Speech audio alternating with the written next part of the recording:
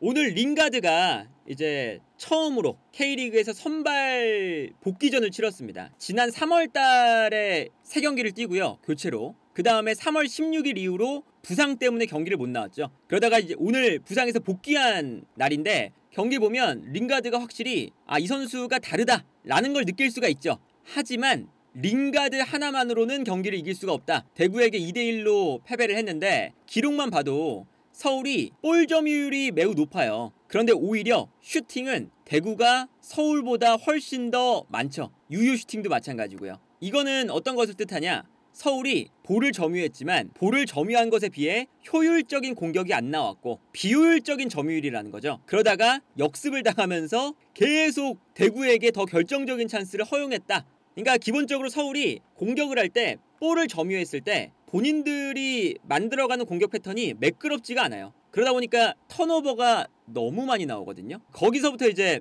김기동 감독 체제에서 약간의 의문점이 생기는 거거든요. 그런데 심지어 오늘 김기동 감독의 축구는 중앙 지역에서 많이 만들어가고 싶어하는 축구입니다. 오늘 경기를 보면 이게 링가드가 부상당하기 전에도 이러한 형태였거든요. 오른쪽에 있는 강성진, 왼쪽에 있는 임상엽, 중앙 지역으로 들어갑니다. 그러면서 가운데 지역에 강성진, 링가드, 일류첸코, 임상엽이 모여있어요. 그런 다음에 최준과 이태석이 다소 올라오고 이때 기성용이 내려가면서 3백을 만듭니다. 그러다 보니까 자연스럽게 기성용, 권한규, 박성훈 3백이 만들어지고 이때 측면 풀백들이 올라갈 수 있는 환경을 만드는 거죠. 그러면 이제 중앙 지역에서 강성진, 링가드, 임상엽, 그리고 이승모, 일류첸코 이 5명의 선수가 계속 내려와주고 올라가주고 왔다갔다 스위칭을 하면서 상대 수비를 무너뜨리는 패턴이거든요. 예를 들면 뭐 이런 겁니다. 강성진이 가운데로 들어올 때 링가드가 측면으로 빠질 때도 있고요. 그리고 임상엽이 가운데로 들어오는 순간 일류첸코가 내려가면서 오히려 임상엽이 올라가 있는 경우도 있고, 이렇게 가운데 지역에서 요 4명의 선수가 특히나 계속 스위칭을 하면서 수비를 혼란스럽게 만들고 상대 수비를 유인하는 이런 장면을 만들고 싶어 하거든요. 그런데 그게 이제 링가드 쪽에서는 괜찮은 장면들이 좀 나와요. 그런데 링가드를 제외하면 다른 선수들이 볼을 잡았을 때 그렇게까지 위협적인 장면이 안 나오고 턴오버가 참 많이 나오죠. 그래서 이제 링가드가 볼 잡았을 때는 저래서 링가드구나, 링가드가 너무 잘하는구나, 이게 느껴지는데 링가드 이외의 선수가 잡으면 좀 아쉬운 점들이 계속 나왔죠. 이제 이 장면 보시면 확실하게 이제 서울의 전형을 볼 수가 있죠. 최후방에 센터백 2명이 있고요. 기성용이 내려와서 3백이 됩니다. 그리고 오른쪽에 최준, 왼쪽에 이태석이 올라가기 시작해요. 그리고 올라갔을 때 이제 여기서부터 달라지는 거죠. 강성진, 그리고 임상엽, 링가드, 그리고 일류첸코, 요 4명의 선수가 중앙 지역에 모여들면서 이 공간에서 계속 이제 스위칭 플레이를 하는 거거든요. 이제 이 장면도 보시면 순간적으로 이제 앞쪽에 있었던 임상엽도 들어오고요. 이제 일류첸코도 가운데로 들어오고, 그리고 이때 링가드가 오른쪽에 있다가 올라가기 시작해요. 그러니까 수비수들이 링가드의 움직임 때문에 위쪽으로 뒷걸음질을 치고 있죠. 그리고 일류첸코와 임상엽이 가운데로 들어오니까 한쪽으로 쏠려 있고요. 그러다 보니까 반대편에서 들어오는 강성진에게 공간이 생깁니다.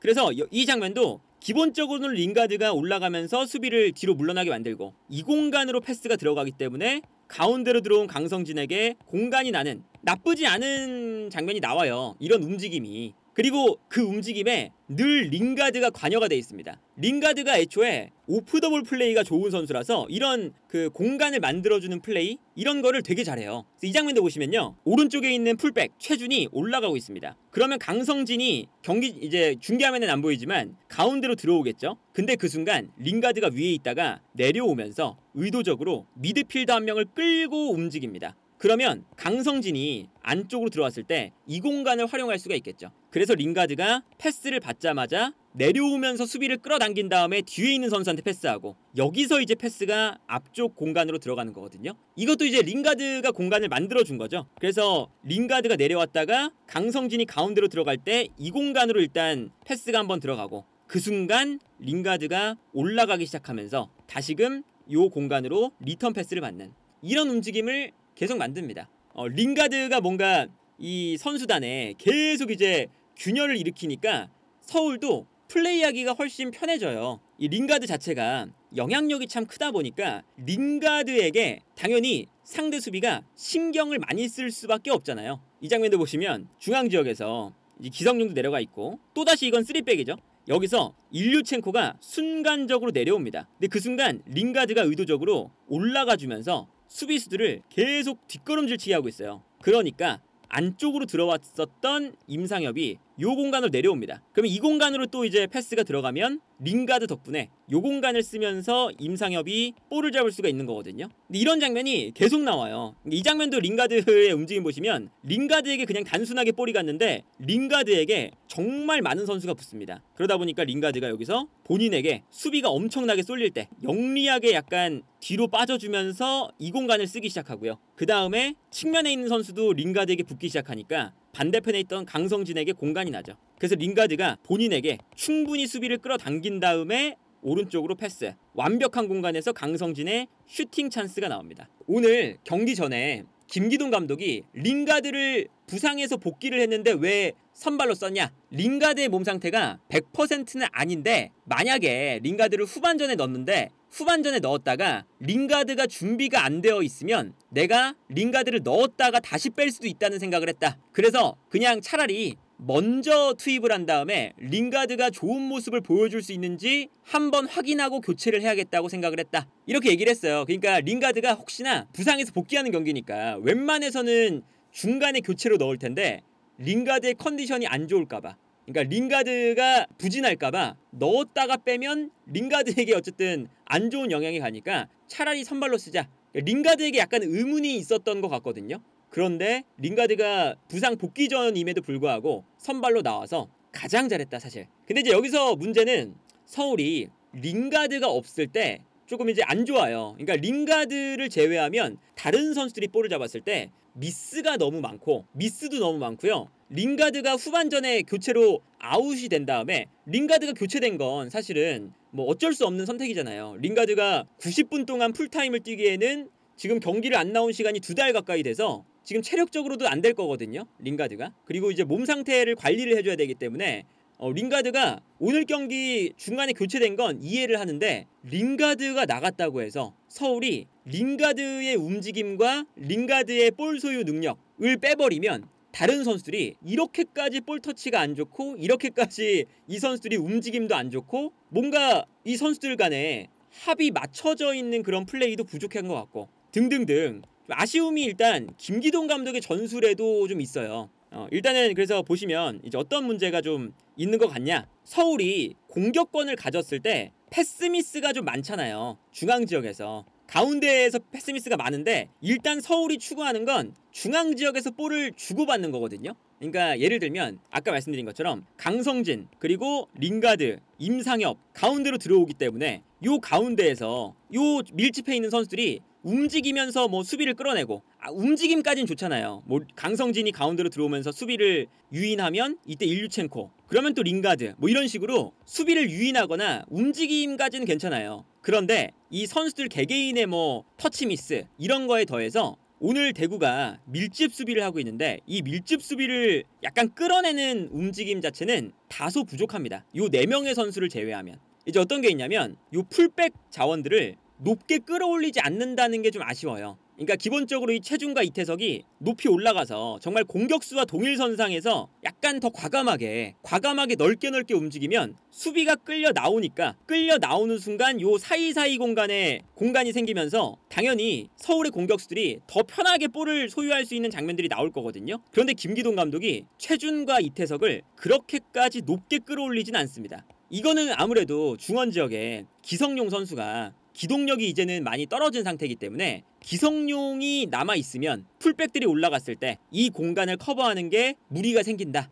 역습에 대한 이런 이제 대비 때문에 최준과 이태석을 좀 안 올리는 것도 있겠죠. 후반전에는 이승모 대신에 팔로세비치와 기성용은 당연히 수비적으로 그렇게 뛰어난 선수들이 아니기 때문에 풀백들이 너무 올라가 버리면 미드필더 라인에서 상대의 역습을 저지할 수 있는 힘이 부족하다. 이거는 알겠지만 그래도 풀백을 너무 높게까지 안 올리니까 그럴 거면 사실은 미드필더 라인에 그냥 아예 수비적인 선수를 두고 풀백을 올리는 게 더 낫다 라는 생각이 들어요. 그냥 기성용이나 팔로세비치처럼 수비 라인을 보호하는데 힘든 이런 선수를 두는 게 아니라 차라리 수비적인 선수 열심히 뛰는 선수를 두고 역습에 대한 생각을 미드필더들이 그냥 커버를 하고 풀백들이 올라가서 경기장을 넓게 쓰면서 가운데 있는 선수들에게 더 많은 공간을 제공하는, 이게 더 나아 보이거든요. 그런데 김기동 감독은 풀백을 안 올리기 때문에, 그리고 이게 어쨌든 결과적으로는 이 기성용이라던가 미드필더 라인에 약간의 이 커버의 문제, 이런 게 있다 보니까 풀백을 과감하게 끌어올리지 못해요. 그러니까 점점 더 서울이 주도권은 가지고 있는데 상대 수비 라인을 흔들 수 있는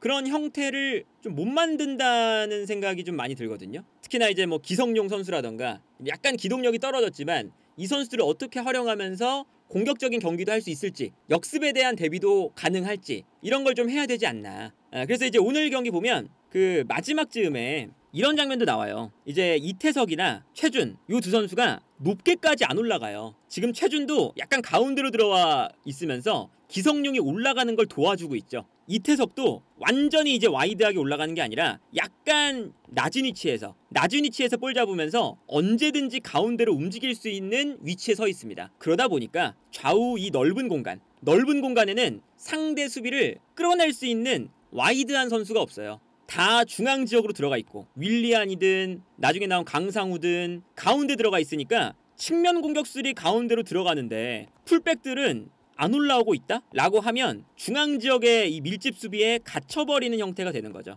요런 것들이 이제 서울 입장에서는 좀 아쉬운 부분이 아니었을까. 그리고 이거는 뭐 김기동 감독이 포항에 있을 때 정말 고평가 받았던 게 수비에서 공격으로 전환되는 빠른 스피드거든요. 그런데 서울의 스쿼드가 어쨌든 좋다 보니까 상대가 조금 더 내려가요. 그러면 이제 본인들이 점유를 하면서 경기를 해야 되고, 포항에서는 다소 내려선 다음에 빠르게 역습하는 이런 형태로 이제 뭐 기동 타격대 이런 얘기를 들은 거잖아요. 근데 역시나 이제 볼을 점유하는 축구와 수비에 내려가 있다가 공격으로 전환되는 이런 축구는 당연히 차이가 있다 보니까 김기동 감독도 좀 어려움을 겪는 현상이 발생을 하고 있는 것 같습니다. 그리고 이제 뭐 오늘 경기는 사실은 서울 선수들의 실수도 많아요. 예를 들면 이런 실수. 대구의 공격수가 2명밖에 없었어요. 심지어 공격수 2명밖에 없고 그냥 안정적으로 백종범 선수한테 그냥 백패스를 했습니다. 근데 여기서 백종범 골키퍼가 볼을 받을 때 컨트롤이 길게 됐어요. 그러니까 대구의 공격수가 달려드는데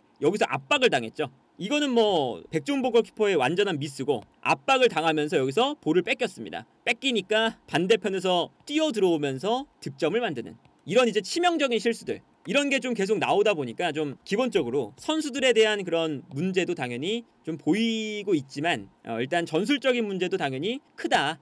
성적도 이미 리그 7위까지 내려가 있어요. 아주 안 좋은 성적이죠. 리그 7위. 링가드의 영입에 대해서도 링가드가 경기도 못 나오고 지금 서울이 좀 안 좋기 때문에 링가드의 영입도 이게 과연 성공이라고 할 수가 있냐? 라고 하지만 이제 그 링가드가 뛰는 걸 보면 확실히 링가드는 부상에서 복귀한 다음에 제대로 뛸 수 있는 조건만 되면 매우 잘할 것이라는 생각은 들어요. 그러니까 링가드가 경기에 뛰고 싶은 의지가 상당히 강합니다. 이 장면에서 서울이 이제 권한규 선수가 볼을 끌고 올라오고 있었어요. 근데 이 장면도 마찬가지죠. 풀백들이 뭔가 측면에서 넓게 좀 가운데 밀집해 있는 수비를 지금 벌려주지 못하니까 풀백도 마찬가지고 미드필더도 마찬가지고 요 라인 사이로 볼을 넣어주다가 여기서 끊겼어요. 대구의 수비가 밀집해 있으니까 끊겼는데 이 장면에서 링가드가 공격적으로 올라가 있죠. 그런데 여기서 끊기고 상대가 역습으로 전환될 때 링가드가 가장 최전방에서 가장 최후방까지 달려 내려오기 시작합니다. 다른 공격수들은 오히려